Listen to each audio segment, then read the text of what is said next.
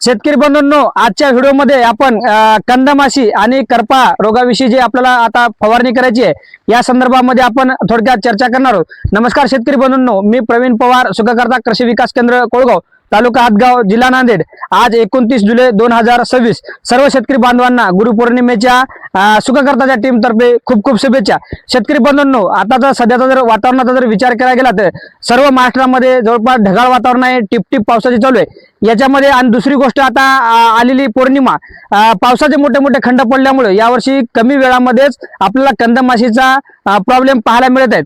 आणि जे ढगाळ वातावरणामुळे जे टिपटिप पाऊस चालू आहे याच्यामुळे आपल्याला करपाचा इथून रोग बळावणार आहे, या संदर्भामध्ये आपण थोडक्यामध्ये चर्चा करणार आहोत। तर शेतकरी बंधूंनो, आपल्याला करपा समजण्यासाठी मी तुम्हाला 2-3 एक गोष्टी दाखवतो। इकडे हे जे आता आपले जे पान आहेत याच्यावर जे ठिपके दिसत आहेत, याच्या साईडनं जे तुम्हाला पांढरा दिसत आहेत, असे पांढरे ठिपके असतील तर हे करप्याचे स्पॉट नाहीत। पण आपल्याला ढगाळ वातावरण आणि टिपटिप पावसामुळे असे जर आपल्याला आपल्या पानावर ठिपक्यामध्ये जर साईडनं तपकिरी कलर जर दिसत असेल, असे जर पानं दिसत असतील तर शेतकरी बंधूंनो समजून घ्या की आपल्या हळद प्लॉटवर करप्याची सुरुवात झालेली आहे। आणि आता या पौर्णिमेला हे जे आपल्या हळदीचे कंद आहेत, हे पोंगे नरसाळे आहेत, या नरसाळ्यामध्ये कंदमाशी अंडे घालून आपल्याला येणाऱ्या 8 ते 10 दिवसामध्ये आपल्या हळदीचे कंद मेलेले दिसतील, मृत पावलेले दिसतील, याच्यातून वास सुटलेला दिसेल।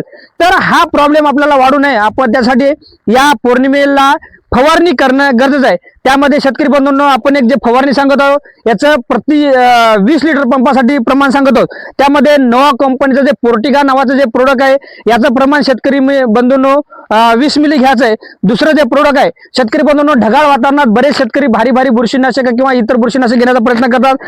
अशा वातावरणामध्ये तुम्हाला बुरशीवर नियंत्रण घेण्यासाठी स्पर्शजन्य बुरशीनाशक पाहिजे। त्यासाठी आपण सुमोटोमो केमिकलचं केम 45 नावाचं बुरशीनाशक 20 लिटर साठी 40 ग्राम घ्यायचंय। तिसरी गोष्ट शेतकरी बंधूंनो, अशा वातावरणामध्ये प्रकाश संश्लेषण क्रिया मंद होते किंवा पिकाची अन्नद्रव्य ग्रहणाची क्षमता मंद होते। अशा वातावरणात पिकाचा इम्युनिटी पॉवर कमी होणार म्हणून स्वरूप कंपनीचं न्यूट्रिजेल नावाचं प्रोडक्ट 40 ग्राम घ्यायचंय। याच्यासोबत आपल्याला झाडामधलं क्लोरोफिल थांबू नये, निर्मितीसाठी हिरवेपणा थांबू नये म्हणून स्वरूप कंपनीचं आपल्याला फेरोचिल नावाचं प्रोडक्ट 15 ग्राम घ्यायचंय।